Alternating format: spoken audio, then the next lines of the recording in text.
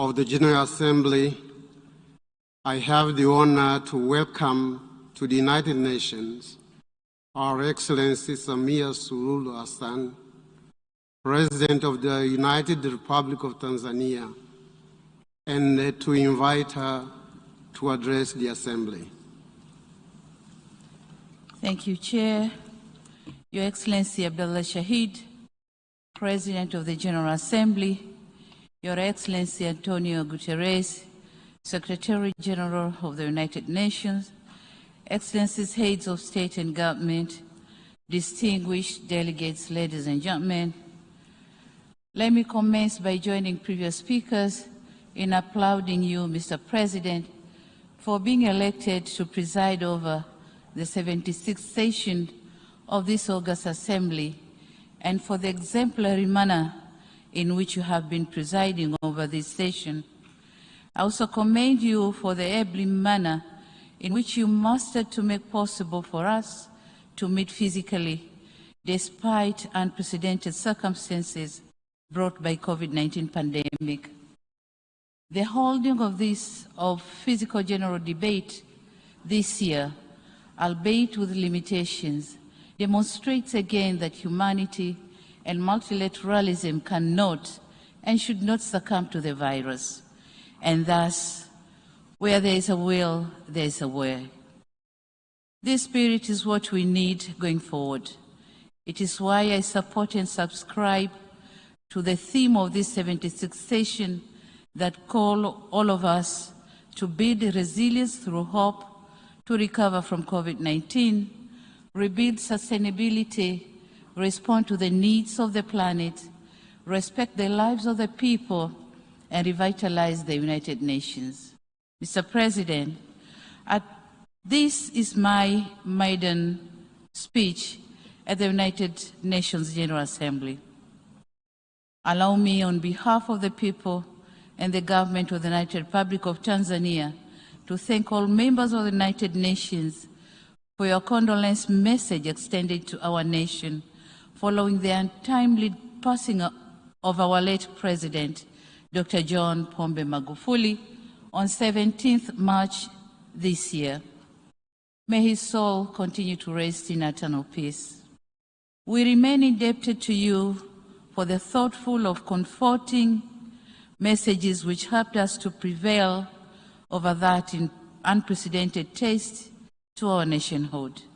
It is in the same vein that I thank the outgoing President of the 75th session for dedicating a slot on the 59th plenary meeting of the General Assembly on 16th of April 2021 to pay tribute to our beloved late President Dr. Magufuli.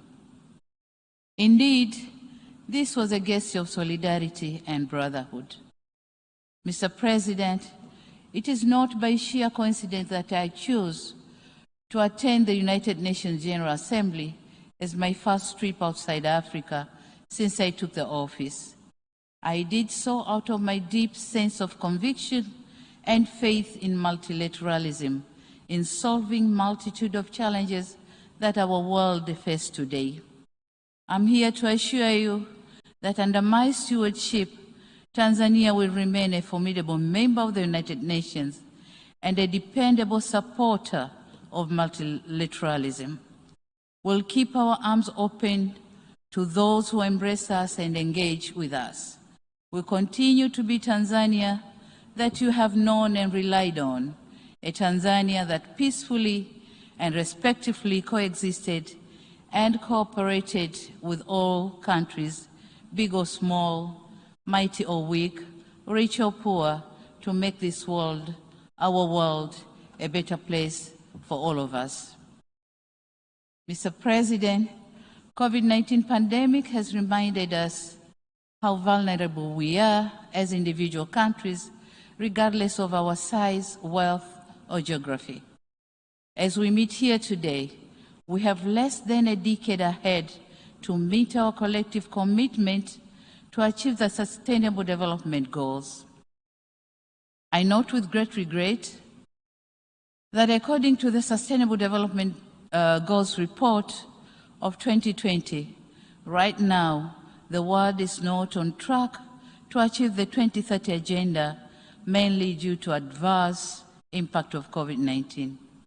The report further shows that in some areas, this pandemic has even reversed the progress that was already achieved years back. For instance, it is expected that around 71 million people who got out of extreme poverty will be pushed back into that situation because of this pandemic. What is depressing is the fact that these impacts are not felt evenly. We in the developing world are the most affected. It is therefore imperative that concerted efforts are undertaken to address this devastating situation. Mr. President, developing nations must be assisted in addressing socio-economic impact of out of COVID-19. On this note, we are thankful to multilateral financial institutions for their efforts in saving many economies from collapsing. These kinds of interventions are important. We cannot afford to take refuge on the onset of COVID-19 as an excuse for not making sufficient progress on achieving the Sustainable Development Goals. Mr. President, Tanzania has not been spared by COVID-19. After the onset of the pandemic, we in Tanzania, and I believe in many other developing countries, were stuck in the twilight of protecting lives and protecting livelihoods. Measures advocated by the World Health Organization were geared towards protecting lives. However, in an economy like Tanzania, consisting of a bigger proportion of people living on subsistence economy, whom we need to keep them afloat, my country therefore adopted all necessary measures to curb the spread of COVID-19, including joining the COVAX facility to ensure that Tanzania gain access to the COVID-19 vaccine. The vaccination campaign has started in July this year with the most vulnerable communities and later on other age groupings. Mr. President, globally, when COVID-19 vaccines were being developed, some of us were hopeful that this would mean something good to all of humanity. Nevertheless, we have come to learn that the virus is moving faster than the global production of distribution of vaccines. And the vast majority of vaccines have been administered in high and upper middle income countries. With the current pace, it is less likely that we'll meet the WHO threshold of vaccinating at least 40% of people in every country by end of 2021 and at least 70% by the first half of 2022. The level of vaccine inequity that we see is appalling.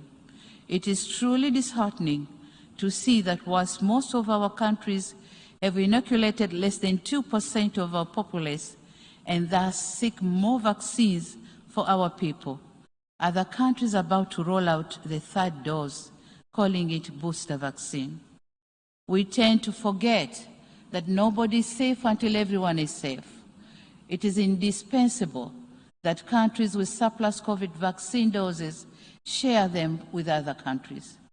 On another note, it is our humble request that the patent rights on COVID-19 vaccines should be waived for developing countries so that they can afford to produce the vaccines.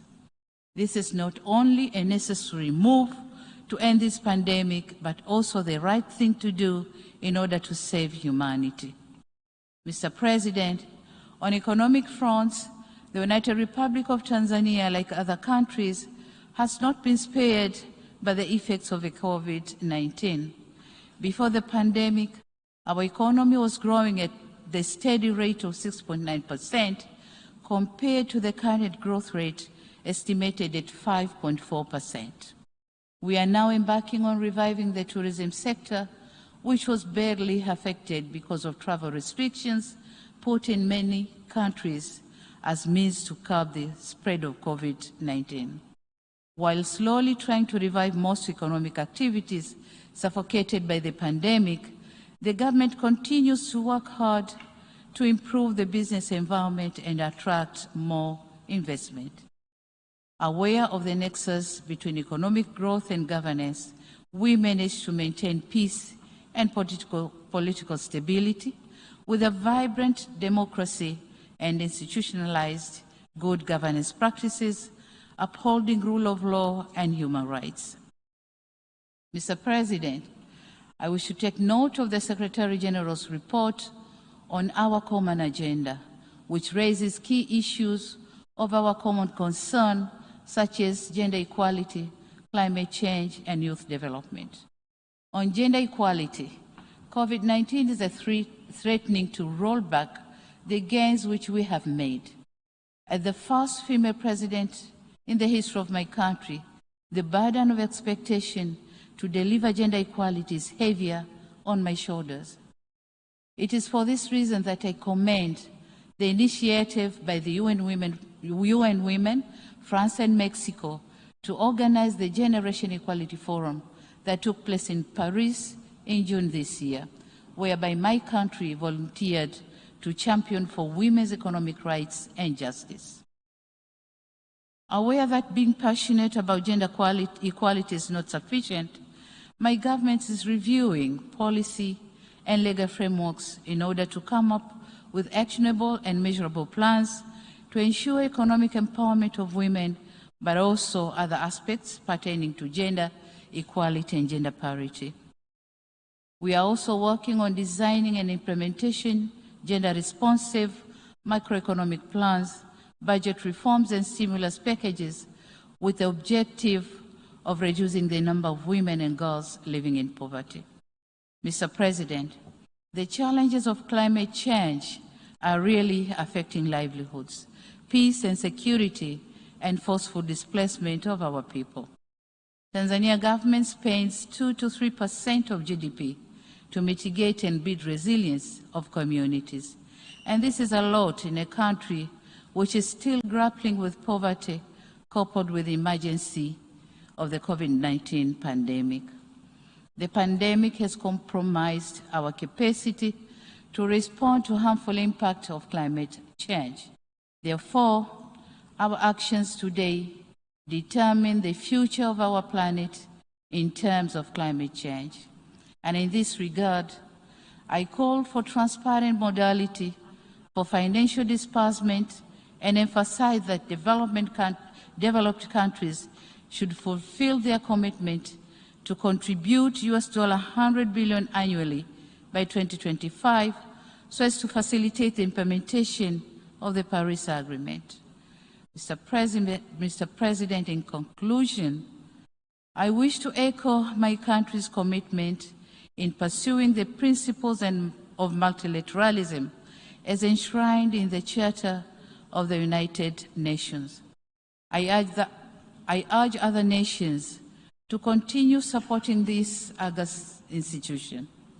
The onset of COVID-19 has given to all of us a lesson that we are deeply intertwined and that unilateralism will not get us anywhere when it comes to challenges that transcends our national boundaries.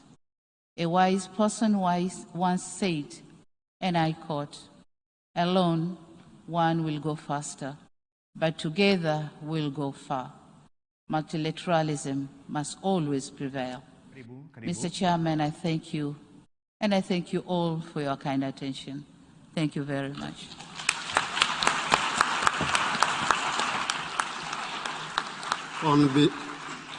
On behalf of the General Assembly, I wish to thank the President of the United Republic of Tanzania for the statement just made, and I request protocol to escort Her Excellency.